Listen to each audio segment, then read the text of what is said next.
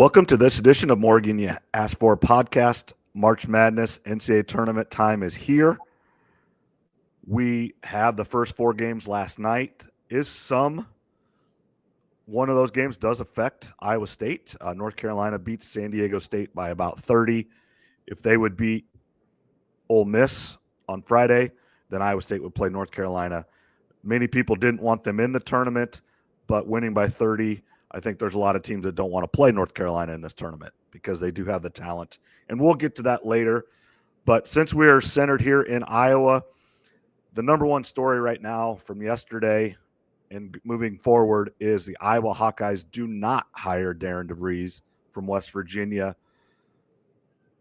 and he takes the Indiana job. So kind of going down my list, first, and I'm joined by Zach Tremmel today. It is Wednesday, so we don't Wednesday evening, afternoon.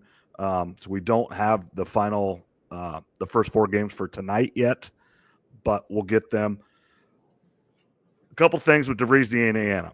Some of the rumors, I don't think it's about what he got paid. I don't think that was as big a deal. It was the NIL money and the swarm being involved in men's basketball. Beth Getz couldn't guarantee the money or wouldn't guarantee the money. The swarm wouldn't guarantee money. Whoever it is, I just have to think that was the thing that DeVries said no, because grew up a Hawkeye fan, played at UNI. Everything I've heard, everything I've read, he wanted to be the Iowa coach. He was available. He wanted out of West Virginia, and he said no. So there was something there that he didn't want, and then went to Indiana. I'm not a Hawk fan. Have one here with Zach Tremmel. Now you can kind of do what you think happened, what happens now, and Hawkeye basketball in general. Yeah, it was a tough loss for Iowa. Like you said, I think it did come down to money. We can all listen to podcasts and everything. It sounded like I heard, between $2 and $3 million was offered for NIL, and he's going to get up to like $7 million at Indiana. I mean, that's just a no-brainer. Even if they're all things equal, Indiana's still a better basketball job. They're all in at Indiana. They can recruit there better. And then when you throw three times the money, I mean, it's just a no-brainer for him. I understand it from his standpoint. I don't know what Iowa has to do, but they're going to have to pony up around $5 million, I think, to get a big name coach. Obviously we're all in with Ben McCollum now, and he may take it at a lower rate.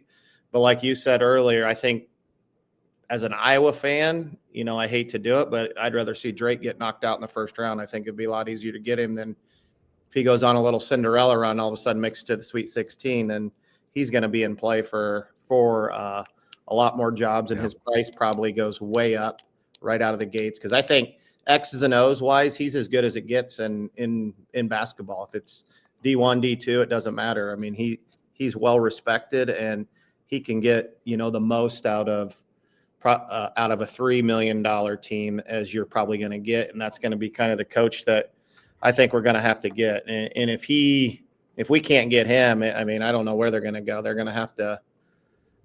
I don't even know. I couldn't even start unless they're going to go with like a Matt Gatens or something like that. I have no clue. But DeVries would have really added a lot of excitement to the program right away. But I get it. He couldn't. He wasn't getting the money.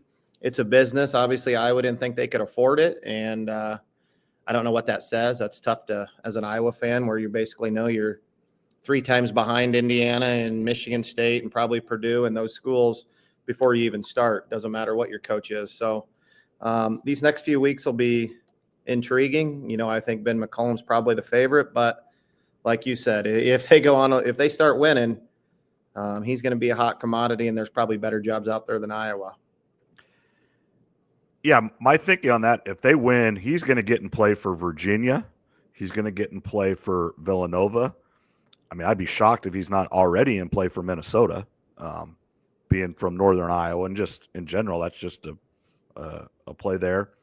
And then now he is in play for West Virginia, I believe, because there is a connection there. The AD at West Virginia was the AD at Northwest Missouri State when he was there.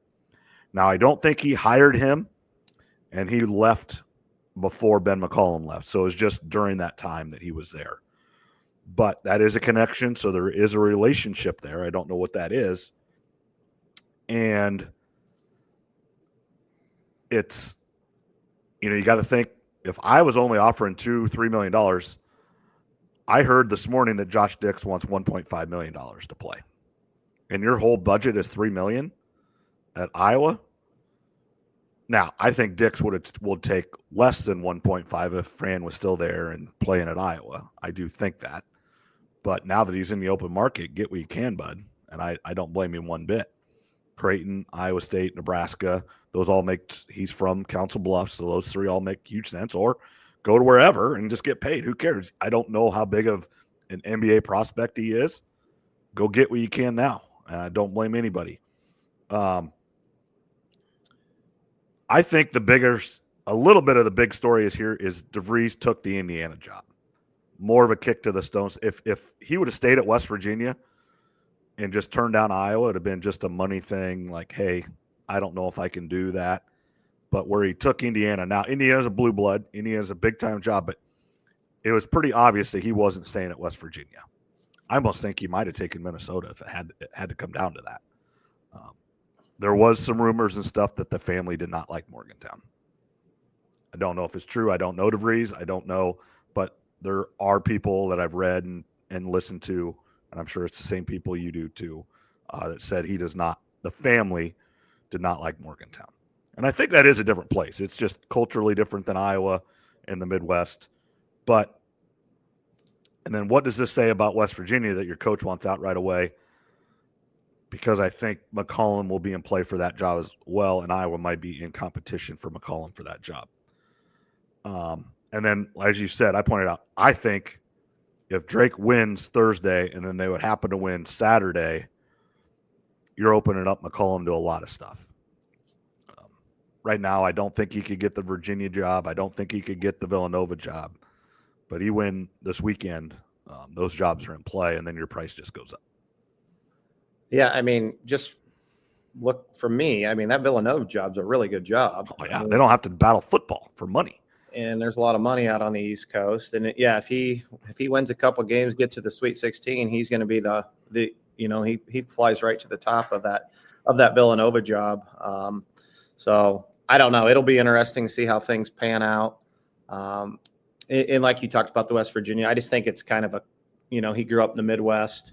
I don't see McCollum going there in my opinion either, just if he saw how fast DeVries got out of there. But it's a good job. It's a better basketball job than Iowa. I just think you got to, maybe get someone from that neck of the woods. I don't know. But I don't know. McCollum, like I said, I think I will have a really good shot at getting him, if they don't go crazy here in the NCAA tournament. If they do, then you're going to have to open your playbook a little bit more and find, 3 or 4 guys. There was people talking this morning, you probably listened, that it's just like when, Bobby Stoops came in and they kind of blew the chance to get him right away, and everybody was losing their mind. And, they ended up getting Kirk Ferentz, and, I'm a huge supporter of him. And I don't think Bobby Stoops would have done a better job at Iowa than what Ferentz did. So, well, if he did, he would have left, which is probably true.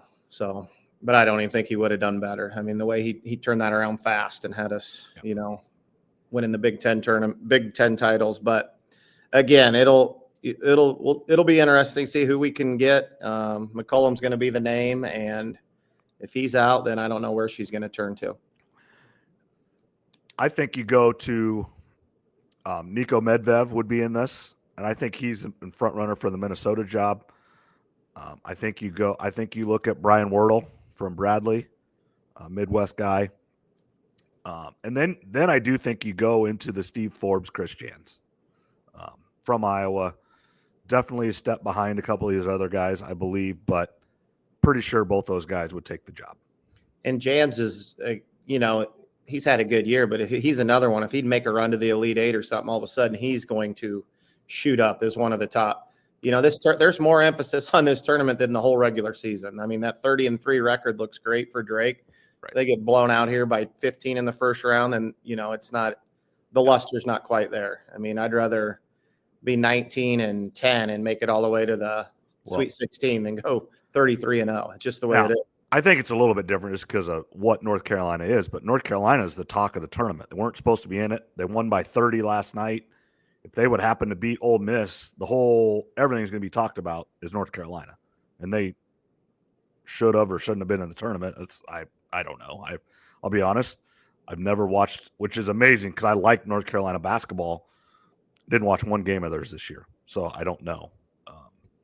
But yeah, it's too much good and bad come from this tournament. Fran McCaffrey, one of the reasons he's fired is he couldn't win the games in March.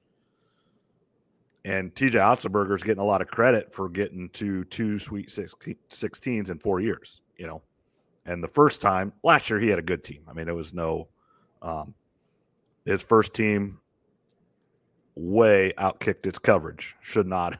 I mean, it was perfect situation. Tyrese Hunter went absolutely bananas against Wisconsin, and they were able to win. Yeah, like you said, there's a lot of emphasis, back to North Carolina. I also love North Carolina. And it's kind of the football playoff talk. I mean, did Carolina deserve to get in? Probably not, but there's not one person in here who's going to say they're not a top 64 team, and you don't want to play them. I mean, RJ Davis is probably one of the top 5 guards in the country. I mean, he can drop 30 just like that. And if you watched the game last night, I think he was maybe 7 for 7 from the 3-point line. And, I wouldn't be shocked if they're favored over Ole Miss. I haven't looked at the spread, but no, I think and I think Chris Williams talked right now. Iowa State would be like a 2-point favorite over North Carolina. That's it. I mean, they're going to it's a favorite school. So that gives, the betting public's going to get on them already, but you don't want to play them. But I mean, I think for ISU, you probably want them getting knocked out by Ole Miss, in my opinion. I think I'd rather play Ole Miss, but you're going to have to once you get past that first round, there's only 32 teams left. And they're all most of the teams are good. Every once in a while you get that, if Iowa State loses to Lipscomb, then Ole Miss or North Carolina, whoever wins that game is going to be jumping for joy. Yeah, the bracket's open wide up when those upsets happen. And, we'll have, I would say, 5 or 6 for sure that are going to get through. It's just, make a bracket. It's just so darn hard to pick them because you don't, they're coming, but where are they coming from? You just got to pick them right. You got to pick the right one. A double-digit seed is going to get to the Sweet 16. One of these first 4 is going to make a run, and it could be North Carolina. They could come out and get beat by 25 to Ole Miss. They were just on fire last night. It looked good. Everybody's talking about them for 2 days. They get a little bit of a big head, whatever you want to call it, and Ole Miss comes out and punches them right in the mouth, and you have no idea. Yeah, that's what's crazy. You have no clue. Is when you think you know something, it doesn't happen that way. That's for sure. That's the beauty of the tournament.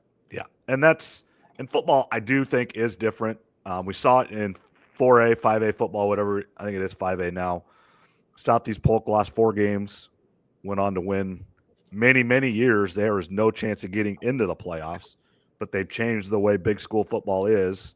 They were getting in one of the last seeds to get in, won the whole thing. Ottumwa went 7-2, didn't get in the playoffs, but would not have won a state title. So Southeast Polk is better, even though they have 2 losses more than Ottumwa, and it wasn't close. So that's why, excuse me there, but it's just strength of schedule and who you play all year matters. And that's what's crazy. Like Drake, 30-3, has not played a Power 5 conference since January game. So you don't know. They haven't played someone like Missouri since late December, early January. Yeah, I mean, they've proven they can beat them. They beat K-State, Vandy, but like you said, that was Miami. That was early in the year. I don't know. And, go back to North Carolina. I think they were 1-11 versus quad 1 teams, but they had Duke, a botched free throw play tied to which Duke's probably the favorite to win this thing. So, they've shown they can play with anybody, but they also have shown they don't know how to win. So it'll be interesting to see what team comes through. Obviously the SEC with 14 teams in here, there's going to be a lot of pressure on that conference to really make a run and probably get at least 2 to the Final Four and make sure they're all, they should have, I don't know, 6 to 8 in the Sweet 16, I would think. Yeah, and they had to move some people around a little bit.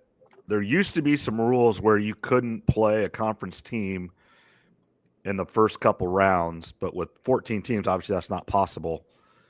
Now it's if you haven't played them twice. So most of these conferences, you play some schools twice and some schools once. So if you played once, you can play them in the second round. I don't think you can play them in the first round. But if these conferences continue to get bigger, which they could, because I think the ACC is maybe a little bit in flux here with Miami and Florida State and Clemson. They all want out.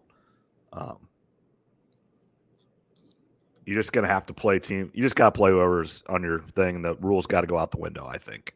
Yeah, I think that's coming. And it sounds like there's going to be a potential increase to 78 teams too. So you're going to have to – that's just going to open up more conference schools because they're not opening that up for Valley teams. Nope. I mean, they're making it so more Big 10, SEC, Big 12 teams are getting in, and that's just the way it is. Yeah. All right, let's get to the NCAA tournament here. Iowa State. And we talked a little bit, but Iowa State did a masterclass job in keeping a secret that Keyshawn Gilbert was not going to play. Now, honestly, I don't know if it really was a secret because I think finally they had practiced, tried, and I think this is actually TJ Otzelberger shutting him down, saying you're done, and just doesn't want the distraction of will he or won't he, because I think he is cleared. Everything I've seen, read, he is cleared to play. It's just a pain tolerance and how good you can go. Is he 100%? No. Is he hurt? Yes. I don't, not questioning that, but I do think it is. He doesn't want to go, and so TJ instead to help Iowa State define roles, because I think that's some of the problem in all these injuries.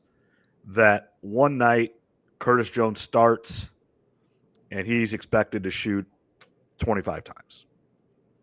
The next night, Keyshawn Gilbert's back in. Now, Keyshawn's going to take 15 shots, 20 shots. So now Curtis Jones is only going to get 15 shots. Now you know. Curtis Jones is going to be able to shoot whenever he wants. No questions asked. Good shot, bad shot, doesn't matter. Whatever he does is fine. Milan Momcilovic, if you have an open shot, you better take it. Jefferson, you got the ball in your hands. You're the point forward going, with Lipsy. The wild card is Lipsy. Lipsy's hurt too, but he is one of those different players that is going to play. It will be interesting to watch.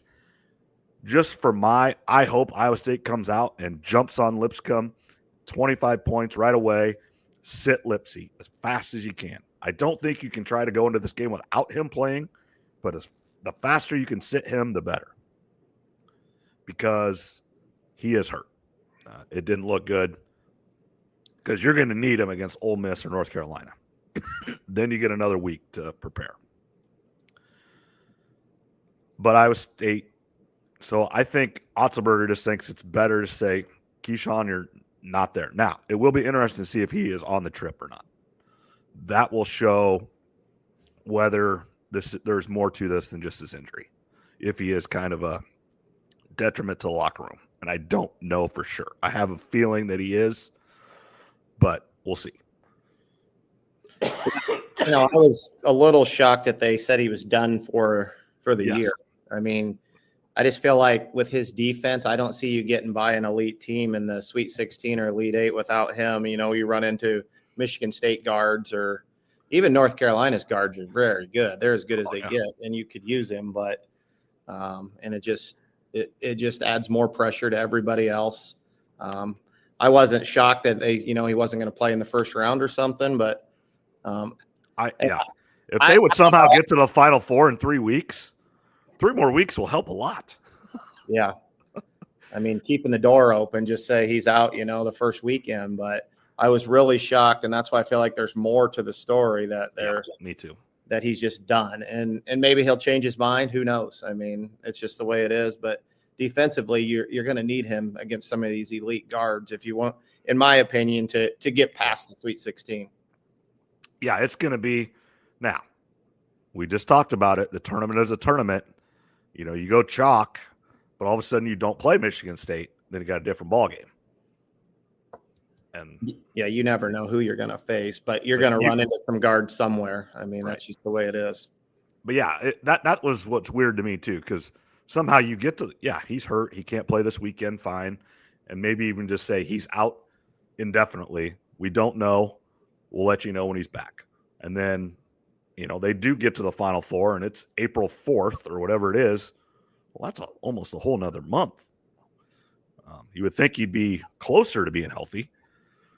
What is he? Is he a junior or senior? What is he? He's done. This is he is. Why? That's another reason. It's not like I mean, I don't see him going to the NBA. I don't see him. Right. Yeah. He can't. He's not going to be a first-round draft pick. So, give him a couple weeks to heal up. I would think he would want to try and play. It just, I don't know. There's way more to the story that we don't know, and it's very confusing. But it's a lot like Caleb Grill. But again, when he was there at the beginning of the year before Christmas, he was one of the best players in the country. I mean, it did come out that he got hurt in the first conference game. And if you look back, it actually makes sense. Because, yes, you go January 1st, right around there, he would have been first-team All-American if the season ended. Mm-hmm. At Maui, there was not a better guard in Maui than him. Now, Broom was better, but you're not a guard. Iowa State was number 2 in the country, and they went and they played as a number 2 team in the country for a long time. And with him 100% healthy and Lipsy 100% healthy, this is a national championship contending team. But they are not that now. Injuries have really derailed them. I mean, but it's a tournament where you don't have to play anybody best out of 7. They just got to show up and beat somebody that night. So who knows? They could get knocked out in the first round or make it to the Final Four. Yeah. All right. Here's just some couple things for you. First 1 seed to lose in this tournament. Ooh. There is some interesting 8-9 games in this. UConn is an 8. Florida's the best team, but if they draw UConn's going to have the.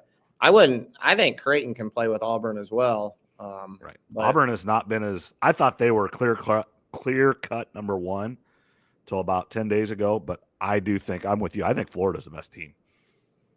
I think Houston, in my opinion, Houston has the best draw to make a deep run. I don't think they're the best number 1, but I would probably lean towards Auburn to get knocked out first, and then Florida, and then probably Duke, and then I think Houston is. I don't know. I really like Houston to get to the Final Four. I do too. All right, and then who do you have? And I guess if you don't want to answer this, it's okay, because I know you are in. And speaking of our brackets, you can email us at Morgan Ask For podcast or on any of our social media to get the password to our bracket games. And I know, Zach, you're in that, and I think Jordan's in it as well. Thanks for joining that. And I'm up there and everything, and it hides it until tomorrow morning at 11, whatever it is. But who do you have win it at all, if you want to share? I'll share. I mean, obviously I'm. How many? Well, here's another question for you. How many brackets have you filled out? That's what I'm saying. I probably in about 8 different ones. So I know in yours, I picked Michigan State to win it all. So I tried to go with somebody that I don't think a lot of people are going to pick. But I did hear somebody say, it's Tom Crean who said this is Izzo's probably best chance to win a national title since he's won one. So really, obviously they're, I believe, related somehow or something, but he's really high on Michigan State. So I jumped on that. I don't know if Crean's related to Izzo. Crean's related to the Harbaughs. That could be, maybe. He married one of the Harbaugh sisters. That's it. But yeah, he said this would be Izzo's best shot. So probably means he'll get knocked out in the first round. But and then Izzo, the other relationship that's kind of weird, or not weird, but just kind of Mary Uchi, the old Lions coach, and Izzo grew up together. Okay. I think they're from the UP of Michigan.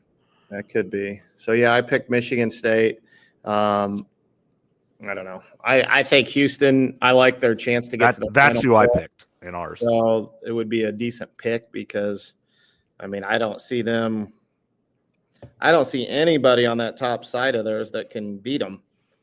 Now they'll probably get knocked out in the second round, but and Kentucky's got talent. Illinois has some talent, but Tennessee, I don't know. I think Houston can get through, and then they'd probably be an underdog versus Duke. But I mean, they might have played this year. Did they? Yeah, Duke gave them. Yeah, Duke did beat them in Cameron. It was a really good game. But yeah, that'll be a coin flip there if those two meet up in the Final Four. And then sleeper / Cinderella. We already have one play that we're going to see in one shining moment, and just in 2 games with that first Alabama State St. Francis. That highlight will be played on one shining moment. Full length of the court pass, kind of fumbled around, picked up, and put in for a layup. Yeah, a team I think that can make a run is Maryland. I don't know how much you want to call them as a sleeper. They're a full, I believe. They've got a really good player, and they all score a lot. They have a ton of talent. I could see Maryland being a sleeper to the Final Four as a 4 seed. I don't know how much of a sleeper that is, but they have a ton of talent. So, just a first-round upset is UC San Diego. They supposedly have all. They're really good offensively. So, in Michigan, I don't know. I feel like teams that make it all the way to the finals of their conference tournament kind of come out sluggish in that first round, and I could see UC San Diego jumping on them early and making Michigan play from behind. But that's something I could potentially see happening. Yeah, a couple of mine. I like that UC San Diego pick, but I think Michigan, I kind of look at them a lot like Indiana last year or Illinois last year, where 6 seed gets to Sweet 16 relatively easy, beat Iowa State. I mean, they went and got punked by UConn, but it is what it is, and made a really good Elite 8 run. I think actually I have Michigan not as a sleeper in that one. I think Drake has a shot. Yeah. That would be their 11 seed.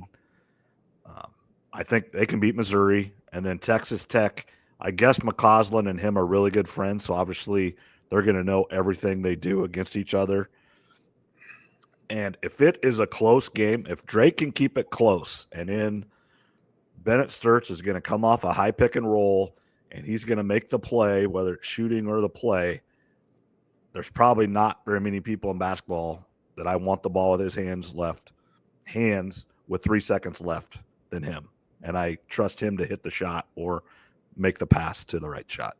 I think it'd be hard to blow Drake out the way they play. And I saw a stat where they shoot under 5 seconds. 33% of their shots are under 4 seconds on the shot clock. So they're gonna drain that clock, and that's a prime spot in this tournament to pull an upset if they can knock shots down early. And I think they got down in one of those games, maybe the semis, they got down 14, but they made a comeback. But I don't think they can get down 14 to Missouri. They have too much talent. But if they can hang around, they're going to put a lot of pressure on Missouri. Another team's BYU. I mean, just watching them, they can score like mad, and if they can get hot, they can make a run through that bottom side and get to the Elite 8, I think, against Duke. Yeah, and I think, do they play VCU? They do. That is the actual Chris Hassel. I know you listen to some of that stuff too. He's called a couple of their games, and he said they are legit. So BYU is going to have their hands full right away. But I'm with you. BYU can get by that first one, and they play like they did against Iowa State in the quarterfinals of the Big 12, where they go 18 of 36 from three-point line. There are not very many teams that can beat them. No. And then they play Wisconsin, who I think they could easily beat. I mean, Wisconsin's good, but Alabama's got a ton of talent down on that bottom side, but I could see BYU making a run out of there. Yeah, agreed. I know a little bit shorter here, but anything else you want to talk about? I know we don't have a lot of time today, and I wanted to make this shorter as well.